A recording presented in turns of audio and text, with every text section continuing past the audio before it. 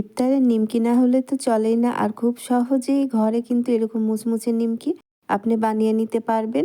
আর ১ মাস normal তাপমাত্রায় রেখেও খেতে পারবেন।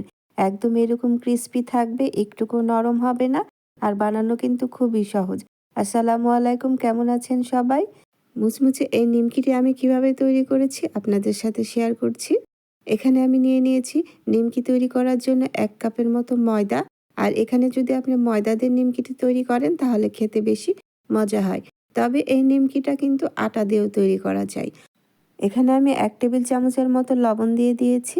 দিয়ে খুব ভালো করে ময়দার সাথে লবণটা মাখিয়ে নিচ্ছি। নিমকি যেহেতু একটু নোনতাতে হয়, সেজন্য লবণটা আমি একটু ১ চামচের মতো দিয়েছি।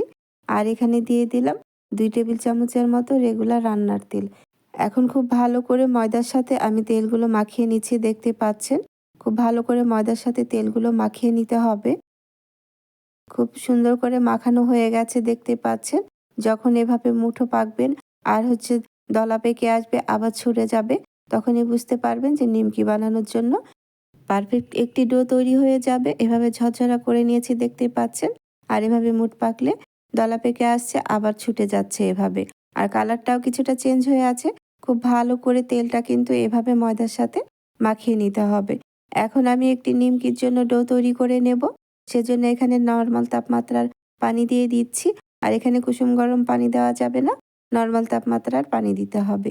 আর নিমকির মধ্যে আমি এখানে কালো জিরা দিলাম ১ টেবিল চামচের মতো। আপনারা চাইলে এটি স্কিপ করতে পারেন। তবে নিমকির মধ্যে কালো জিরা দিলে খেতে ভালোই লাগে। আমি সবগুলো শুকনো উপকরণ মাখিয়ে নিয়েছি। এখন অল্প, অল্প করে আমি পানি দিচ্ছি। আর এখানে অল্প, অল্প করেই পানিটা দিয়ে একটা ডো তৈরি করে নিতে হবে। যেহেতু এখানে আমি তেল দিয়েছি। আর এই নিমকির ডোটা কিন্তু একটু শক্ত হবে। সেজন্য একেবারে পানি দেওয়া যাবে না। অল্প, অল্প পানি দিয়ে শক্ত একটা ডো করে নিতে হবে। আমি এভাবে অল্প, অল্প পানি দিয়ে শক্ত একটা ডো তৈরি করে নিয়েছি।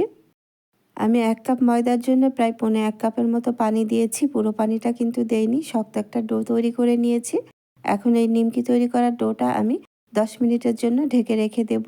আর ১০ মিনিট পর কিছুটা সফট হয়ে আসবে। আর নিমকি তৈরি করার জন্য এই ডোটা একটু শক্ত করেই তৈরি করে নিতে হয়। আর ১০ মিনিট পর এই ময়দাটা একটু অ্যাক্টিভ হয়ে যাবে, তখন এই নিমকি বানানোর জন্য এই ডোটা একবারে তৈরি হয়ে যাবে। এখন আমি ১০ মিনিটের জন্য ঢেকে রেখে দিচ্ছি। আর অবশ্যই ঢেকে রেখে দিতে হবে, তাছাড়া উপরে ড্রাই হয়ে যাবে। ১০ মিনিট পর আমি ফিরে এলাম নিমকি বানানোর জন্য। এই ডোটা দেখতে পাচ্ছেন নিশ্চয়ই অনেকটাই সফট হয়ে এসেছে। এখন আমি খুব ভালো করে আবারও এই নিমকি বানানোর জন্য এই ডোটা খুব ভালো করে মথে নিচ্ছি। খুব ভালো করে মথে নিলে নিমকিটা খুবই ক্রিস্পি হবে, আবার ফুলকোও হবে। আর ১ কাপ ময়দা দিয়ে কিন্তু অনেকগুলো নিমকি তৈরি হয়ে যায়। আমি এখন খুব ভালো করে মথে নিয়ে দুভাগ করে দিয়ে আমি রুটি বেলে নেব। যারা আমার চ্যানেলটি এখনও সাবস্ক্রাইব করেননি তারা অবশ্যই আমার চ্যানেলটি সাবস্ক্রাইব করে রাখবেন নতুন নতুন ও সহজ রেসিপি দেখার জন্য। আর যারা আমার চ্যানেলটি সাবস্ক্রাইব করেছেন তাদেরকে অসংখ্য ধন্যবাদ জানাচ্ছি। এখন আমি এই ডোটা দুভাগ করে নিচ্ছি, দেখতে পাচ্ছেন। এখন আমি একটা পাতলা রুটি বেলে নেব। আর এখানে কিন্তু কোনো রকম আটা বা ময়দা দিয়ে রুটিটা বেলে নিতে হবে না।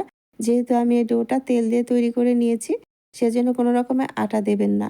আটা বা ময়দা দিয়ে যদি আপনি বেলে নেন তাহলে নিমকিটা ভাজার সময় কালো হয়ে যাবে, আটার গুঁড়োটা পুড়ে যাবে।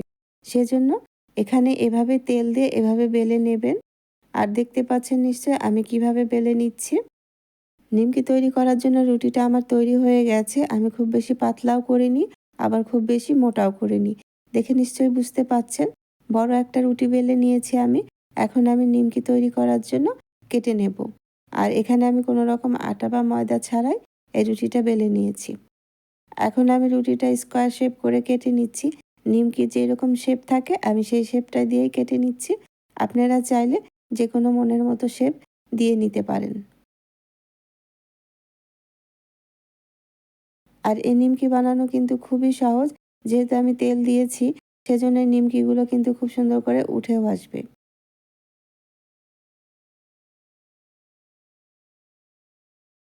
এভাবে আমি সম্পূর্ণ নিমকিগুলো আগে তৈরি করে নিচ্ছি। তৈরি হয়ে গেছে, দেখতে পাচ্ছেন। আর নিমকি বানানো কিন্তু খুবই সহজ, খুব একটা কঠিন কাজ না।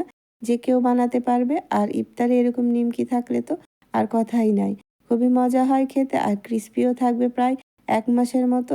আমি একটু ছোট ছোট করে কেটে নিয়েছি, আপনারা চাইলে আরও বড় করেও কেটে নিতে পারেন। এভাবে আমি সম্পূর্ণ নিমকিগুলো কেটে নিয়েছি। আর খুব সুন্দর করে উঠেও আসবে, যেহেতু তেল দিয়ে এই নিমকির ডোটা আমি তৈরি করেছিলাম। এভাবে নিমকিগুলো তৈরি করে আমি এখন সরাসরি ভেজে নেব। এখন আর রেস্টে রেখে দেওয়া যাবে না। সেজন্য একটি ফ্রাই প্যানে আমি তেল দিয়ে দিয়েছি। তেলটা যখন খুব ভালো করে গরম হয়ে এসেছে, তখন আমি নিমকিগুলো দিয়ে দিচ্ছি।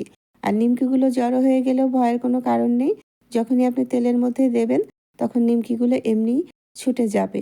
আর যখন নিমকিগুলো তেলের উপরে ভেসে উঠবে, তখনই চুলার জালটা কমিয়ে দেবেন। তাহলে নিমকিগুলো ক্রিস্পি হবে আর বেশি দিন মুচমুচে থাকবে।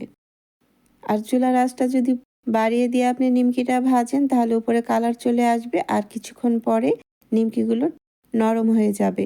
দেখতেই পাচ্ছেন নিশ্চয়ই নিমকিগুলো ফুলে গেছে আর তেলের উপরে ভেসে উঠেছে। এখন আমি চুলার আঁচটা মিডিয়াম লো করে দিয়ে একটু সময় নিয়ে নিমকিগুলো ভেজে নিচ্ছি। তাহলে নিমকিগুলো খুবই বেশি মচমচা হবে আর খেতে ভালো লাগবে, আর অনেক দিন সংরক্ষণ করে রেখেও খাওয়া যাবে। নিমকিতে সুন্দর একটা কালার চলে এসেছে, দেখতে পাচ্ছেন নিশ্চয়। আর নিমকিটা খুবই বেশি মুচমুচে হয়ে গেছে। আর যেহেতু আমি চুলার আঁচটা মিডিয়াম লো করে ভেজেছি, সেজন্য নিমকিটা খুব বেশি মুচমুচে হবে। এখন আমি নিমকিগুলো উঠিয়ে নিচ্ছি। আপনারা চাইলে এর থেকেও কালারটা আরেকটু বাড়িয়ে বা কমিয়ে রাখতে পারেন। আমার কাছে এরকমই পছন্দ, সেজন্য আমি এই অবস্থায় এখন নিমকিগুলো তুলে নিচ্ছি। আর কতটা মুচমুচে হয়েছে দেখে নিশ্চয়ই বুঝতে পাচ্ছেন। এভাবে আমি সম্পূর্ণ নিমকিগুলো ভেজে নেব। নিমকি বানানো কিন্তু খুবই সহজ, আবার খেতে কিন্তু খুবই মজা। আপনি চাইলে বাসায় আটা বা ময়দা দিয়ে নিমকিটা তৈরি করে নিতে পারেন। আমি এভাবে বাকি নিমকিগুলোও ভেজে নিচ্ছি। আর ১ কাপ ময়দা দিয়ে অনেকগুলো নিমকি তৈরি হয়ে গেছে। যারা নিমকি বানাতে ভয় পান, তারা এই টিপসটি ফলো করে নিমকিটি বানিয়ে নিতে পারবেন খুব সহজে। নতুন রাঁধুনিরাও কিন্তু এভাবে নিমকি বানিয়ে নিতে পারবেন। আর খেতে খুব মজা হয়েছিল।